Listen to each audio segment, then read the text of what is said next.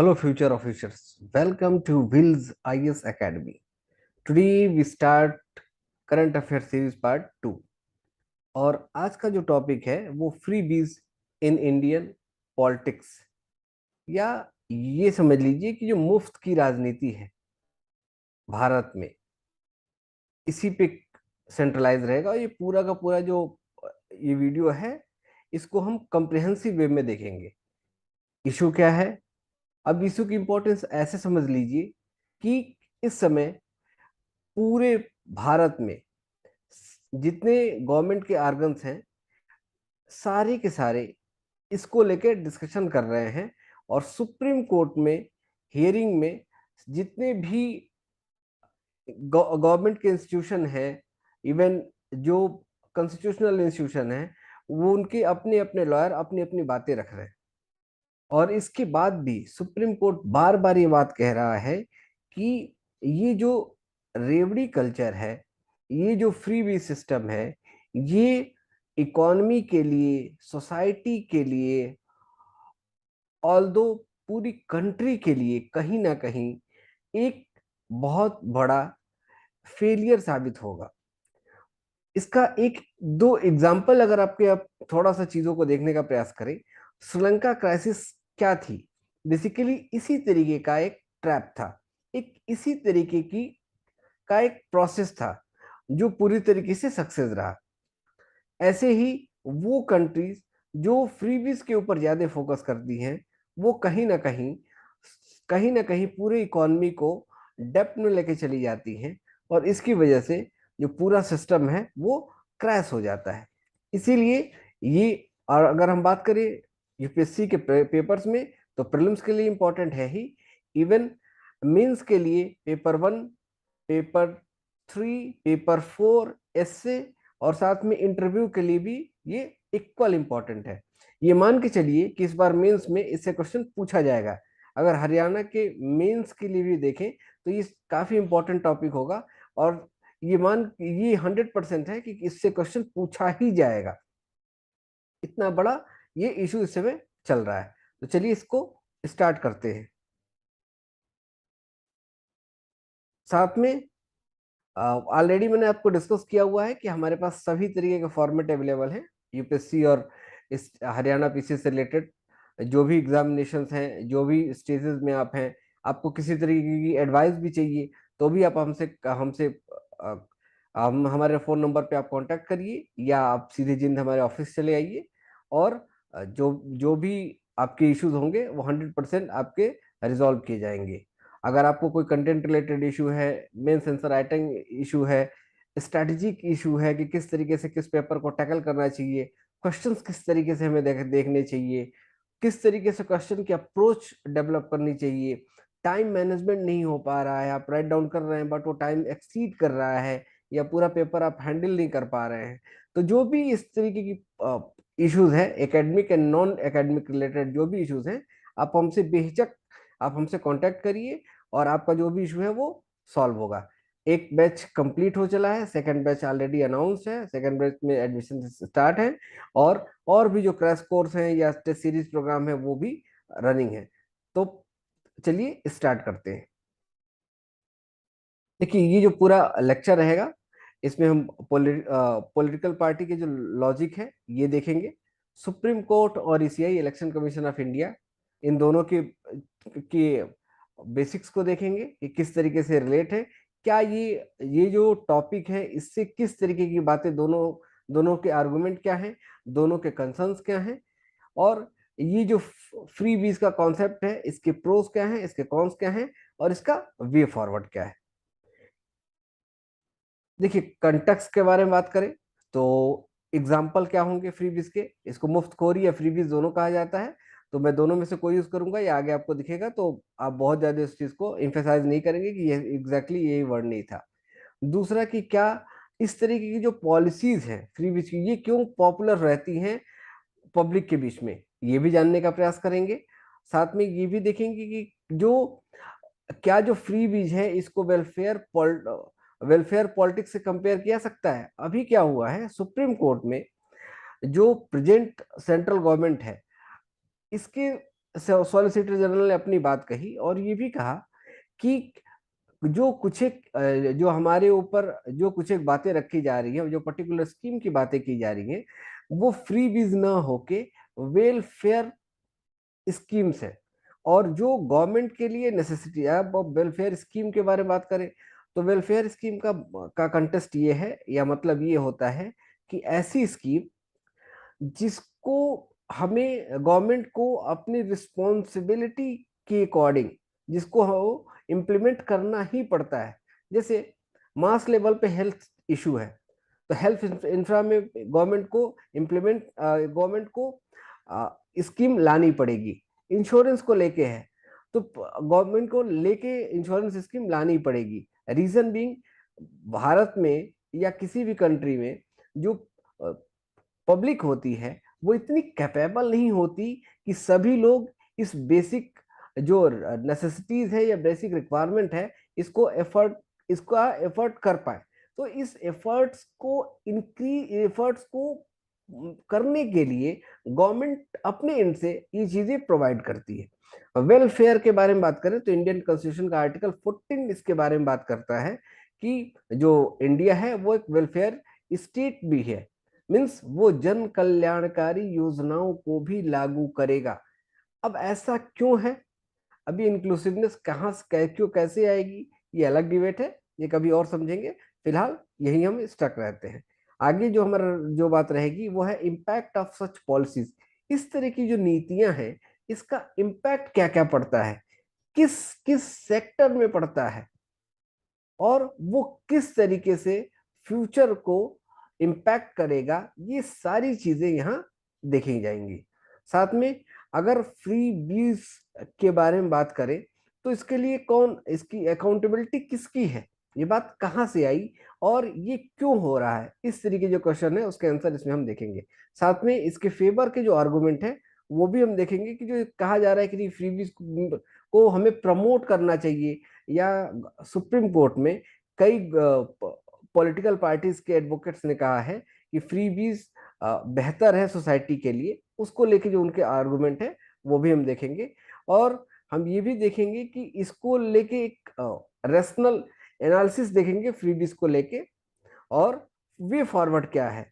साथ में कंक्लूजन भी देखेंगे, वे फॉरवर्ड के बाद कंक्लूजन भी देखेंगे, यूपीएससी के प्रीवियस ईयर का क्वेश्चन भी देखेंगे, प्रीलिम्स और मेंस दोनों का। तो ये सारी चीजें हम इस लेक्चर में देखने वाले हैं। देखिए कंटेक्स्ट के बारे में बात करें तो जैसे ही इलेक्शन आता है तो जो भी मतदाता होते हैं इनको लुभाने के लिए पॉलिटिकल पार्टी जो है वो फ्री की चीजें, फ्रीबीज का अनाउंसमेंट शुरू करती है। अब अगर इसकी शुरुआत देखी जाए तो काफी पुरानी है, 59 से इसके बारे में देखा गया। साउथ में ये काफी ज्यादा पॉपुलर रहा, उसके बाद अब जाके ये नॉर्थ इंडिया में भी काफी तेजी से पॉपुलर हो रहा है। और इसके कई तरह के एग्जाम्पल आपको देखने मिले, जैसे इलेक्शन आना शुरू होता है तो लोग बोलते हैं कि हम ये पॉलिसीज लाएंगे, इतने लोगों को फ्री में हम घर दे देंगे, इतने लोगों को फ्री में हम वाटर दे देंगे, सबके लिए पब्लिक ट्रांसपोर्टेशन फ्री कर देंगे, ठीक है, सबको टैबलेट मिलेगा, सबको लैपटॉप मिलेगा। ये जो सारे जो कमिटमेंट है ये सारे के सारे फ्रीबीज में आते हैं। और अभी ऐसा हो रहा है कि जो पॉलिटिकल पार्टीज हैं ये जब भी इलेक्शंस आता है तो अपने कंपटीटर को compete करने के लिए इस तरीके के अनाउंसमेंट करती हैं। अब एक सवाल ये खड़ा होता है कि जो पॉलिटिकल पार्टी है वो इस तरीके के अनाउंसमेंट क्यों कर रही हैं। रीजन बीइंग, जो सबसे बड़ा मेन रीजन ये है कि जो पॉलिटिकल पार्टीज हैं ये अपनी जो कमिटमेंट की हुई होती हैं जो प्रीवियस इलेक्शंस में, बेसिकली ये पूरी तरीके से फुलफिल नहीं कर पाती। तो इसको एक तरीके से इसको ओवरराइड करने के लिए, इसको ढकने के लिए एक नए तरीके के पॉपुलिस्ट जो पॉलिटिक्स है उसका उसको ध्यान में रख के इस तरीके की बातें की जाती है। साथ में जो अपोजिशन है वो जो प्रेजेंट मेजोरिटी की गवर्नमेंट है उसको भी बीट करने के लिए उससे बड़े कमिटमेंट करता है। और इसी वजह से ये जो एक कंपटीशन है ये कंटिन्यू नए नए इनोवेटिव वे में इवॉल्व होता चला गया, बढ़ता चला गया।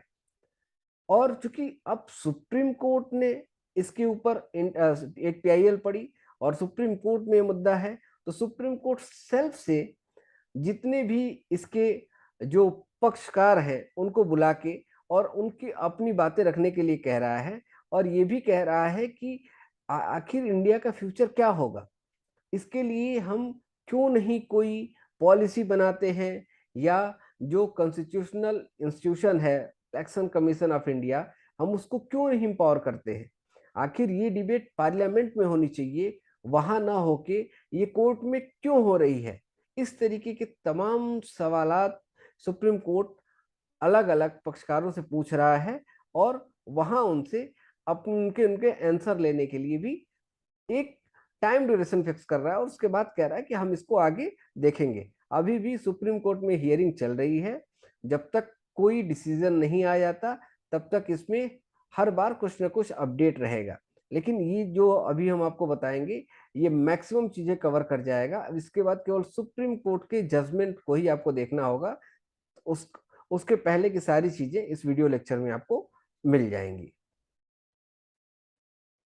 तो ये बात हो गई कंटेस्ट की। अगर इसके हम बैकग्राउंड के बारे में बात करें तो मैंने आपको बताया कि इंडियन पॉलिटिक्स में ये बात नई नहीं है, और बेसिकली समाजवाद के नाम के सोशलिस्ट एक अप्रोच है, उसको लेके ये कल्चर काफी फेमस रहा। हम आपको फ्री में एजुकेशन देंगे, हम आपको फ्री में life time particular facility provide करेंगे, फ्री में आपको हेल्थ प्रोवाइड करेंगे, फिर फ्री में आपको लाइफ टाइम हम बिजली देंगे, फ्री में हम आपको लाइफ टाइम ट्रांसपोर्टेशन देंगे।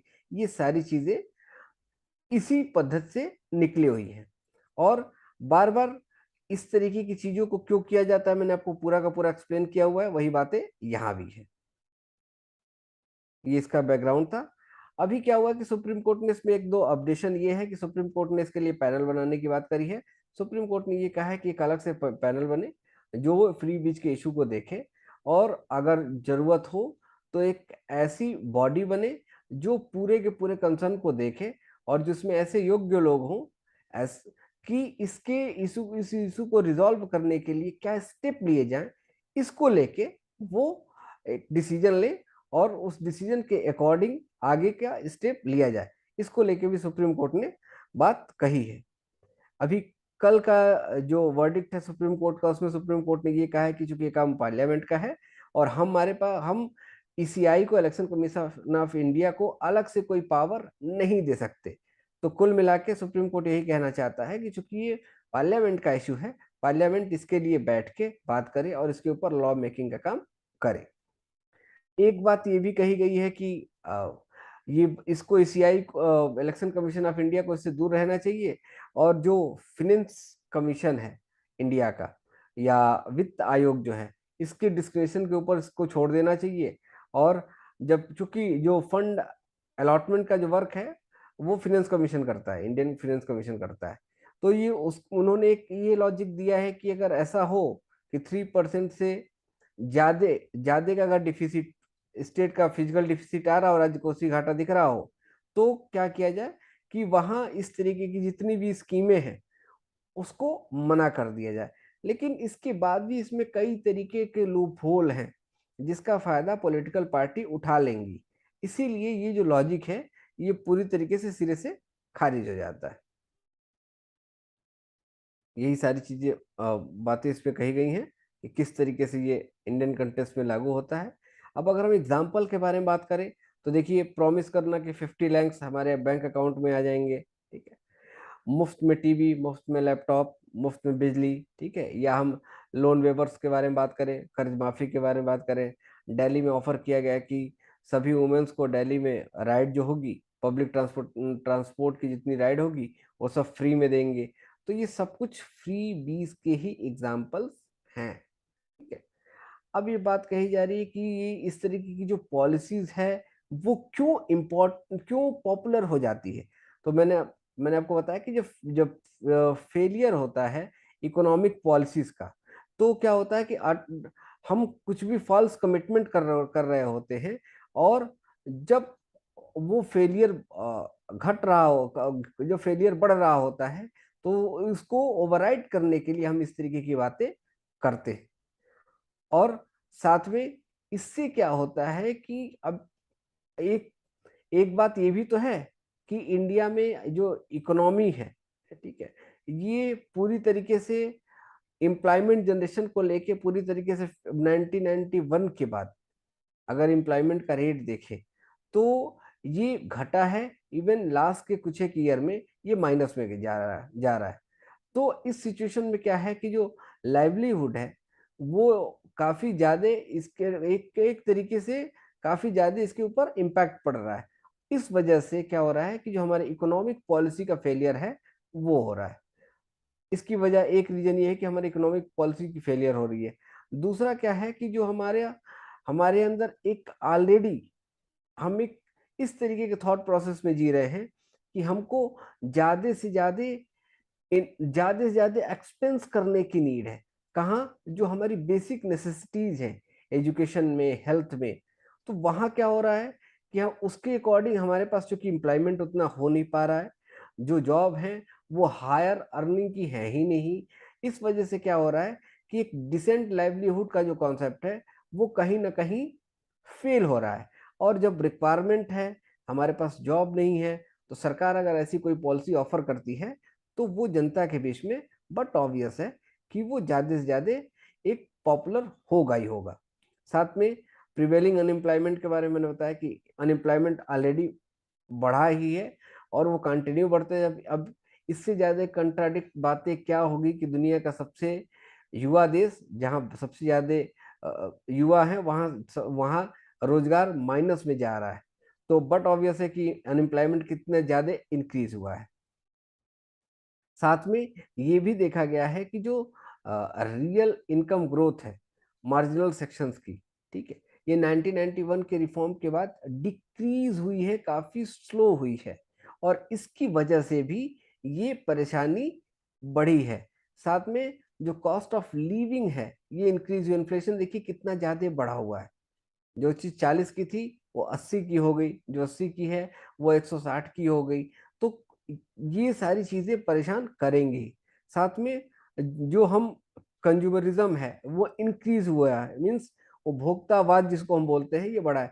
पहले जो लग्जरी गुड्स थे वो अभी एक सर्वे है जिसमें ये बताया गया है कि भले ही जो सबसे निचले तबके कम्युनिटी है, जो लोग बहुत बहुत अच्छी जिंदगी नहीं जीते, जिनके पास घर के लिए भी सिचुएशंस नहीं अवेलेबल है, उनके पास भी टू व्हीलर्स अवेलेबल है। मीन्स जहाँ जो झुग्गी झोपड़ियाँ हैं वहाँ भी लोगों के पास टू व्हीलर और टीवी अवेलेबल है। मीन्स ये दिखाता है कि लग्जरी लाइफ भले ही घर हो ना हो, लेकिन लग्जरी जो थिंग है वो लोगों के पास अवेलेबल हैं।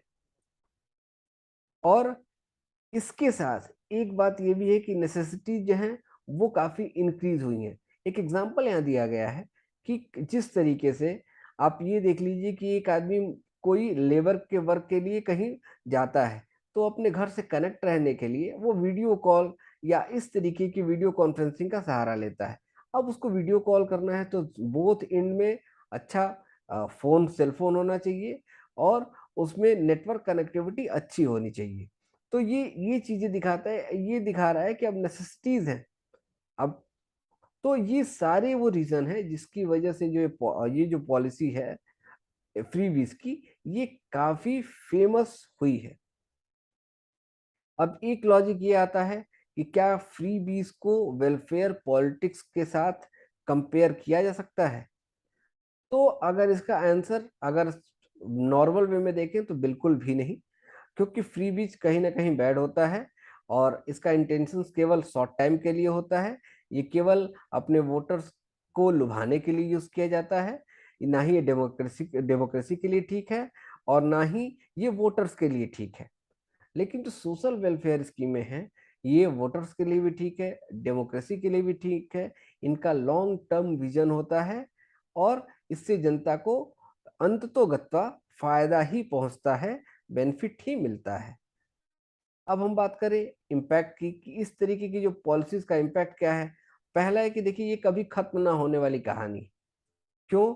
रिक्वायरमेंट रहेगी रहेगी।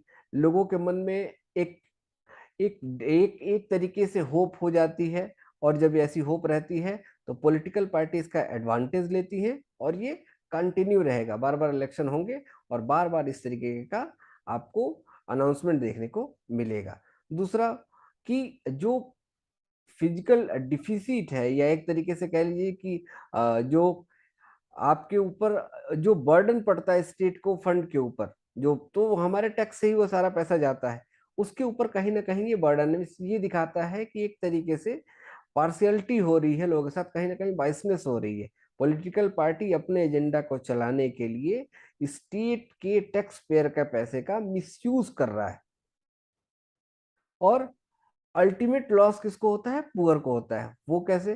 देखिए, अगर आपको भूख लगी है और अगर आपको खाना मिले, तो आप उस आपके लिए वो खाना एक तरीके से रामबाण का काम करेगा, आप जिंदगी में आगे बढ़ने का काम करेंगे। लेकिन अगर आपको भूख लगी है और अगर आपको खाने की जगह चॉकलेट मिले, तो क्या होगा कि जो भूख की जो फ्रिक्वेंसी है ये बढ़ी रहेगी, और आप पूरी तरीके से उसके ऊपर डिपेंड हो जाएंगे, क्योंकि आप सेटिस्फाई नहीं हो रहे।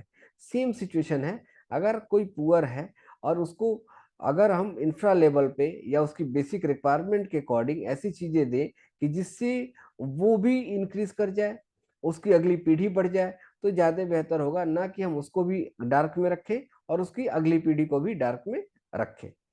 इससे ये भी होता है कि जो डिमांड सप्लाई का डायनेमिक्स है ये भी कहीं ना कहीं डिस्टर्ब होता है, क्योंकि फ्री बीज जो कम्युनिटी के लार्ज लेवल में जो एक तरीके से इन्फ्लेशन का काम करती है, और इसकी वजह से जो इन्फ्लेशन है वो बढ़ भी जाता है। साथ में जो पॉपुलेशन है, पॉपुलेशन के अंदर वर्क करने की टेंडेंसी भी पॉपुलेशन के अंदर वर्क करने की टेंडेंसी भी खत्म हो जाती है। मीन्स अब ये लोग चाहते हैं कि हमको अनएम्प्लॉयमेंट के नाम पे बेरोजगारी भत्ता मिले, ठीक है, और साथ में कुछ और चीजें हमको मिल जाए, कुछ एक पेंशन टाइप में चीजें हमको मिल जाए कि हम बेरोजगार हैं हमारा, तो वो अब क्या है कि काम करना ही नहीं चाहेंगे। ये भी परेशानी एक देखने को मिलती है। और दूसरा कि जो मनी है वो केवल रेमेडी की तरह यूज की जाती है गवर्नमेंट के द्वारा। तो ये कहीं ना कहीं सोसाइटी के लिए, स्टेट के लिए, इकोनॉमी के लिए कहीं ना कहीं ये निगेटिव इम्पैक्ट डालता है, और ये डेंजरस हो सकता है।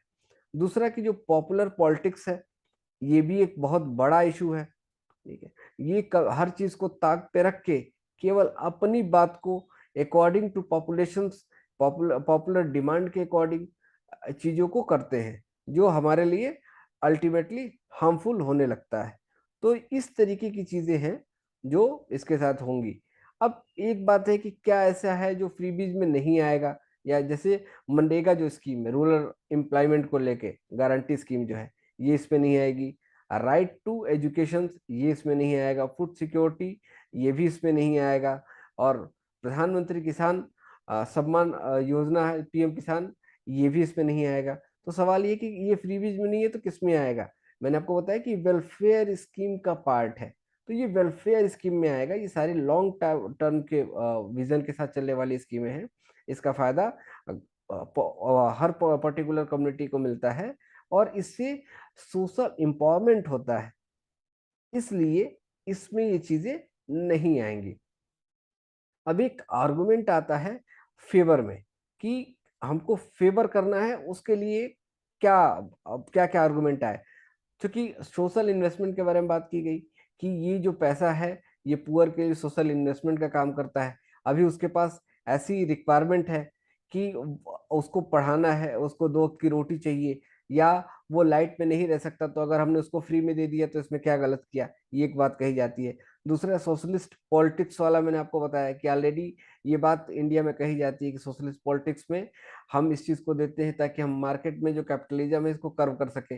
उपभोक्तावाद जो है, कंज्यूमरिज्म है, इसको हम कहीं ना कहीं इसको हम ब्लॉक कर सके, इसको ना कहीं कर्व कर सके, इस तरीके की बात भी की जाती है।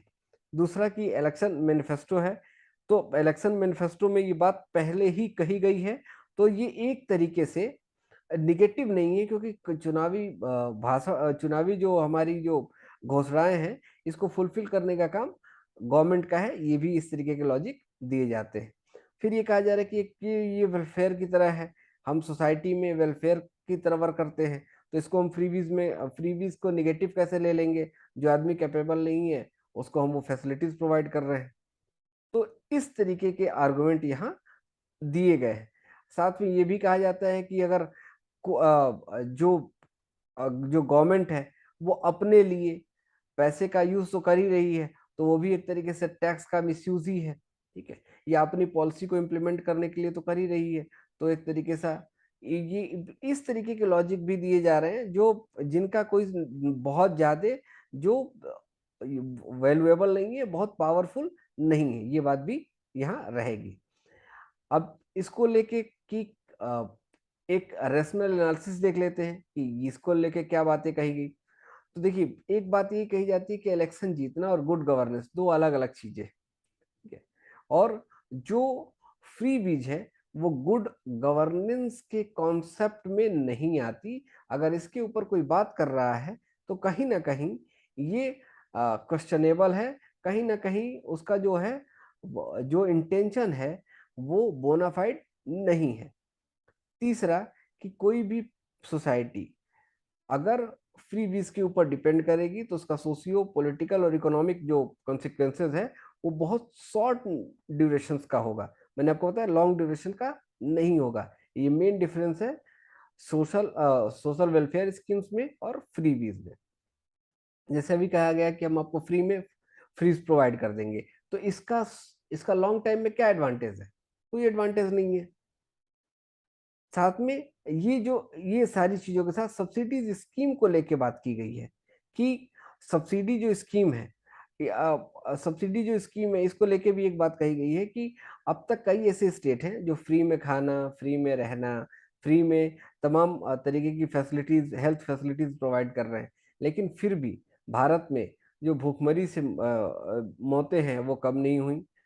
ऑलरेडी इलेक्ट्रिसिटी पूरी तरीके से अवेलेबल है नहीं, इलेक्ट्रिसिटी कभी भी देखने को मिलती है। एजुकेशन सिस्टम ऑलरेडी खराब है, वहाँ बहुत ज़्यादा क्वालिटी एजुकेशन नहीं मिल पा रही है, और हेल्थ हेल्थ सर्विसेज को लेके ऑलरेडी क्वेश्चंस चल ही रहे हैं। तो ये सारी बातें हैं कि हम जो कह रहे हैं वो कितने हद तक जा पा रही है चीज़ें, ये पॉसिबल नहीं दिख रहा है।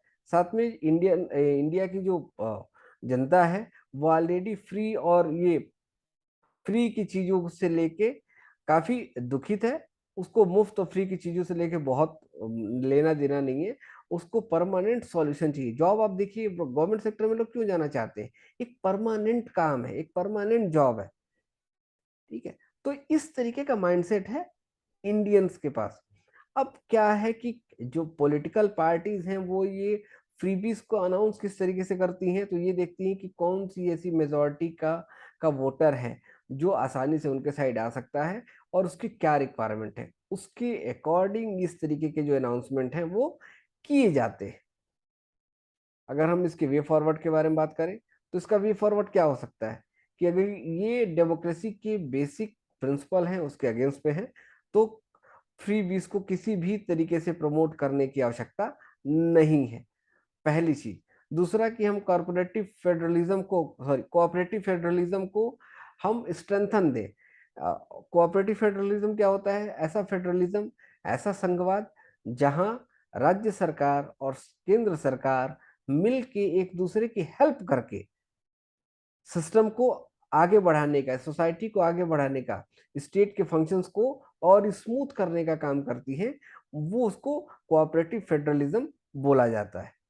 और हम स्किल डेवलपमेंट के ऊपर काम करें, ना कि फ्री बीज के ऊपर काम करें। हम कभी भी पॉपुलर पॉपुलर होने वाली बात को ना रखें। हम ये देखें कि रियल इकोनॉमिक इम्पैक्ट क्या जाएगा, इससे रिलेटेड चीजों के बारे में हम बात करें। जो डिप्राइव पीपल है, जो डिप्राइव सेक्शन है, उसकी रियल में क्या रिक्वायरमेंट है, उसको फुलफिल करने के लिए हमारे पास क्या होना चाहिए? हमारे पास वेलफेयर स्कीम का कॉन्सेप्ट होना चाहिए। तो इस तरीके की बातें इसमें कही गई है। एक एक फेमस इकोनॉमिस्ट है, उनका एक कोट है कि treat economy as if people matter. ये सुमाकर ने कहा है। तो उनका कहने का यही मतलब है कि उसी तरीके से चीजों को रखिए जिस तरीके से लोगों की वास्तविक आवश्यकताएं हैं। आप अपने अकॉर्डिंग इसको ना बनाइए, ये ज्यादा जरूरी है। अगर हम इसके कंक्लूजन के बारे में बात करें तो ये जरूरी है कि सोशल सिक्योरिटी स्कीमें प्रोवाइड की जाए, लेकिन जहां हम पुअर की हेल्प, जो पुअर है उसकी हेल्प कर पाए, पॉवर्टी को कर्व कर पाए, और जो पॉवर्टी का विशियस सर्कल है उससे लोगों को निकाल पाए, ये हमारे लिए जरूरी है, इसमें कोई दो राय नहीं है। और इसके लिए इलेक्शंस में हम स्पेशल अनाउंसमेंट वहां करें, ये भी ज्यादा फ्रूटफुल रहेगा। तो ये पॉपुलस जो इलेक्शन है, इसको रियल इलेक्शंस बनाने की नीड है, ये बात पूरी तरीके से इसमें कही गई है। अब अगर हम क्वेश्चन के बारे में देखें तो देखिए 2010 में पूछा गया है, consider the following action by the government, सरकार के निम्नलिखित कार्यों पर विचार कीजिए। पहला ऑप्शन कहता है कटिंग द टैक्स रेट, कर दरों में कटौती। दूसरा, इंक्रीजिंग द गवर्नमेंट स्पेंडिंग, जो सरकारी खर्च में वृद्धि। और तीसरा कहता है abolishing the subsidies in the context of economic recession, जो अनुदान है उसको समाप्त करने के बारे में बात कही गई है। तो ये क्वेश्चन है, और इसका जो आंसर है वो ये पूछ रहा है कि अगर आपके साथ, अगर आपके यहाँ जो परेशानी है वो इस तरीके से है कि रिसेशन आया हुआ है, और रिसेशन को कर्व करने के लिए आप फिजिकल स्टिमुलेशन या राजकोषीय प्रोत्साहन पैकेज दे रहे हैं, तो इसमें से तीनों में से कौन से ऑप्शन जो होंगे वो माने जाएंगे। तो इसका आंसर 1 और 2 है, क्योंकि थर्ड जो है वो भी इसी का, वो इसके अगेंस्ट में चला जाएगा, तो ये ऑप्शन इसका नहीं होगा। 2015 में क्वेश्चन पूछा गया, ये भी देख लीजिए। कह रहा है कि जो सब्सिडीज हैं, जो इनकी जगह जो वैल्यू सब्सिडीज है, सब्सिडी जो प्राइस सब्सिडीज हैं, इनकी जगह क्या जो डीबीटी, डायरेक्ट बेनिफिट ट्रांसफर जो है, वो किस तरीके से इंडिया के सब्सिडीज के सिनेरियो को चेंज कर रहा है। देखिए बहुत अच्छा क्वेश्चन है, इसे सेल्फ से लिखिएगा, आप कमेंट बॉक्स में भी लिख के डालिएगा, और हम आपको इसके बारे में बताएंगे भी कि क्या, कि किस तरीके से ये क्वेश्चन इंडिया के प्रेजेंट इकोनॉमिक सिनेरियो को चेंज करने के बारे में बात कर रहा है, गवर्नमेंट और लोगों के माइंडसेट को चेंज करने के बारे में बात कर रहा है। तो ये रहा टोटल आज का डिबेट, टोटल चीजें। Thank you so much, God bless you all. मिलते हैं नेक्स्ट लेक्चर में।